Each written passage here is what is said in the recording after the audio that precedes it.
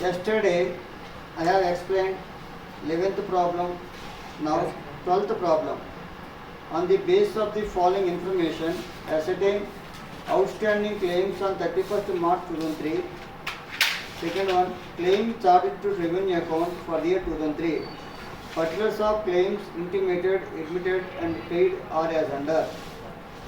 Intimated in, admitted in, paid in. So we have to calculate the outstanding claims on 31st March 2003. We have to calculate nothing but for 31st March 2003 how much outstanding claims are there. We have to calculate. See, I will explain. 12th problem, page number F32. Outstanding claims.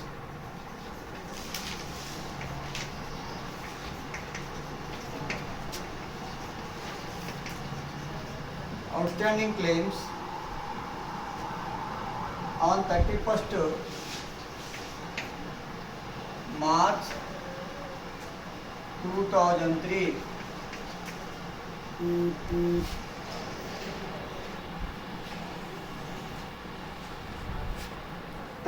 March 2003 outstanding claims nothing but claims which are paid in 2004.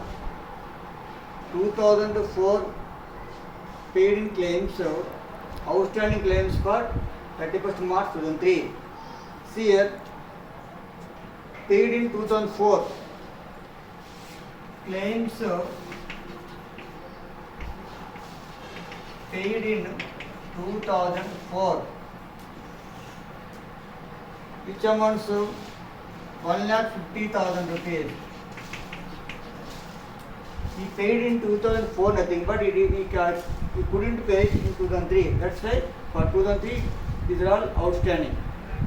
1,50,000. Again 1 lakh.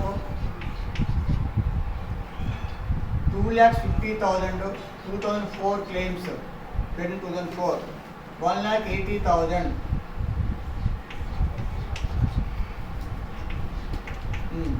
Total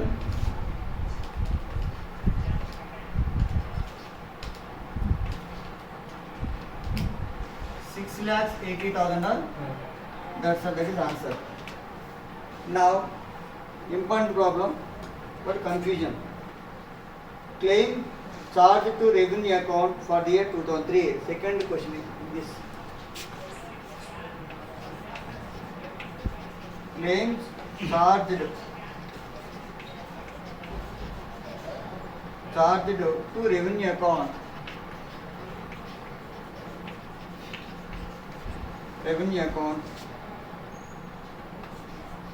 for the year 2003.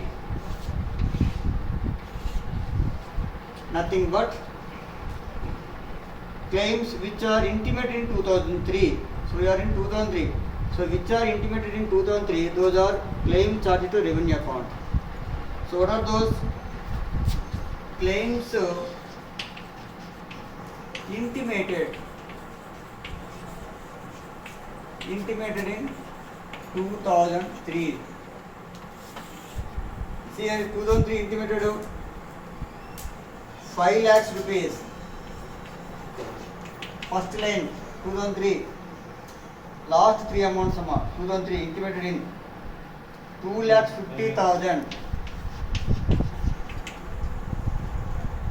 1,80,000. These are intimated in 2003. So that's why we have to charge to 2003 account.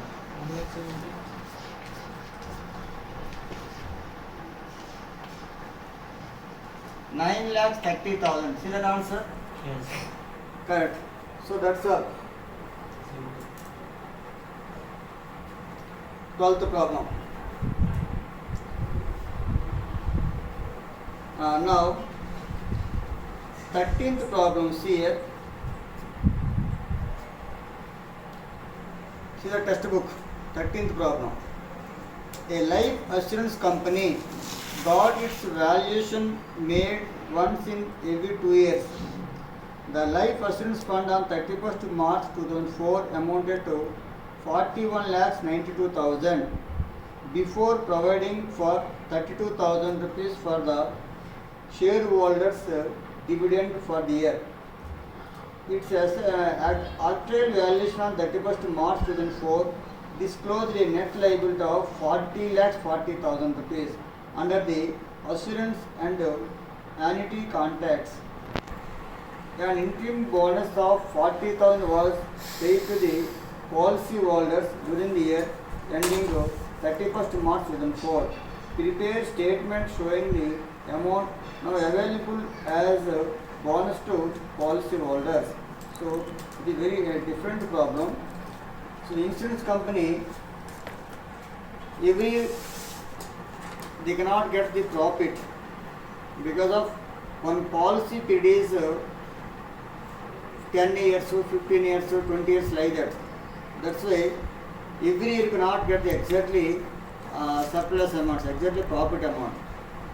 For that purpose, we have to follow one balance sheet, form of valuation balance sheet to know the surplus amount.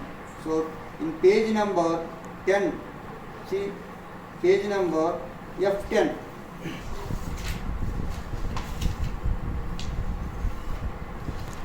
Page number F10, in that one, see form of valuation balance sheet, form is there. By life assurance fund as per balance sheet, that amount first of all you have to take. You will mention in the problem. Again, debit side to net liability as per authorized valuation. Authorized valuation nothing but some estimates will given some amount. So for this period, this much amount will be included or required. So like that they will estimate. That amount is called net liability. So that amount is debit side. From these two difference, you may get debit side less, you can get the surplus. Credit side less, you can get the deficiency. After that, amount payable to policy holders. Next paragraph. Amount payable to policy holders. See that after that. So first of all, take surplus as per valuation balance sheet. So you may get some surplus. That amount you can take less authorized expenses outstanding. That estimated we have to pay some expenses, some remuneration. That amount you have to minus if there is in the problem. Add interim bonus paid. If any bonus paid middle of the year, that amount add less dividends payable. Dividends payable, then you can get the net surplus. That is pro forma. From this net surplus, according to Insurance Corporation Act 1956, 95% of net surplus you have to pay the bonus to the policy holders. So this is the rule. You will not mention the problem. You have to keep in your mind 95%, that is rule. Okay, and note, see, to determine the amount still payable to policy holders, interim bonus already paid to them should be deducted from the share of 90% net surplus. Suppose in middle of the year, if any interim bonus paid, that amount you can deduct from the 90% of the value, 90% of the surplus. So this pro forma first you have to write before copying that problem. From valuation balance sheet, from that to note completed. First write this one, then copy this problem. For that problem, 13th problem. He may ask for 12 marks this type of problem also. Okay. Here in this unit, 3 chapters are there. LIC, general insurance, insurance claims. So you can skip general insurance because of in the general insurance also some same schedules are there. So it will be confusion. That's why you can skip general insurance, but you have to learn the LIC. If you take LIC, you take all problems. You learn all the problems, all types of problems. I will explain all types of problems. You learn these problems. And insurance claims also I have explained all types of problems. So you can get score 16 marks from this unit. You can skip the general incidents. Okay, now 13th problem. So according to the pro forma, first of all you have to prepare the form of valuation balance sheet.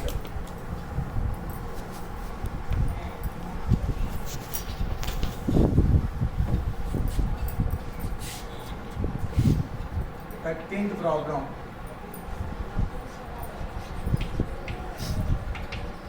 Valuation balance sheet.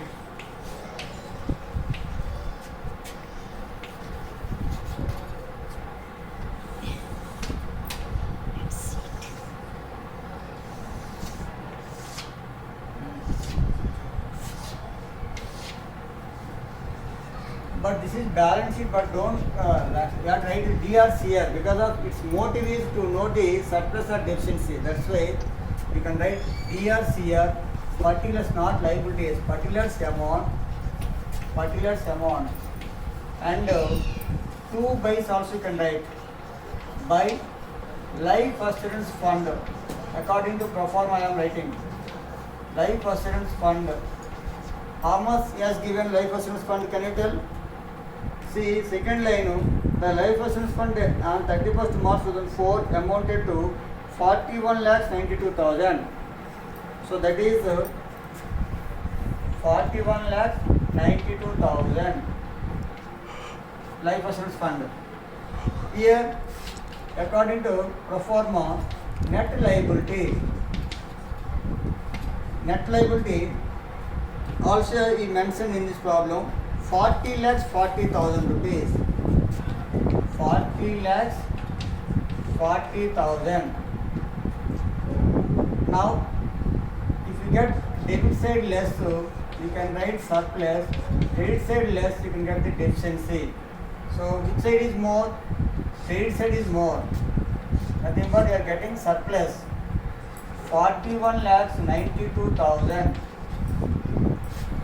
41,92,000 minus 40,40,000. How much that one? 1,52,000. Yes. This is balancing amount. Now, according to second pro forma, amount payable to policy holders. Amount payable to policy holders. Right heading.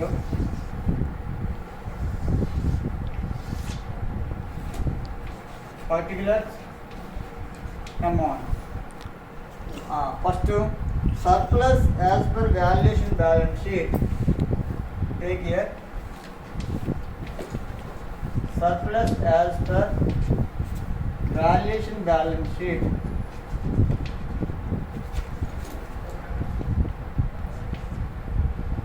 Surplus as per valuation balance sheet. How much you got? 1,52,000. So right here 1,52,000. Then for the next one, less actual expense outstanding. Less expenses outstanding. There is any actual expense outstanding in the problem, you can take, but in this problem nothing. So say 1,52,000. Then add. For the next, we add interim bonus paid.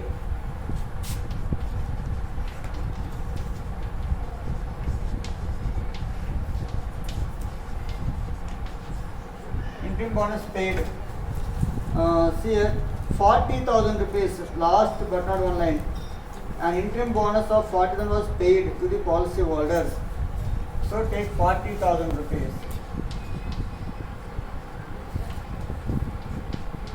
1,92,000. Last, less dividend payable. Dividends payable.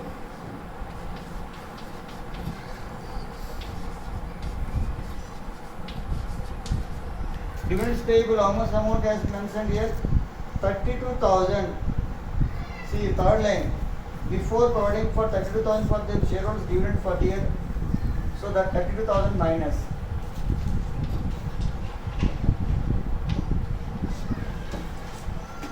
$1,60,000.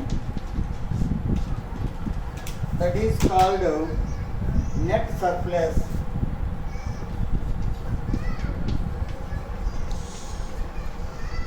Net surplus. But according to Income Tax Act, bonus to the policy holders is equal 1,60,000 into 95%. That is rule aya 95%. How much that one? 1,60,000 to 95%.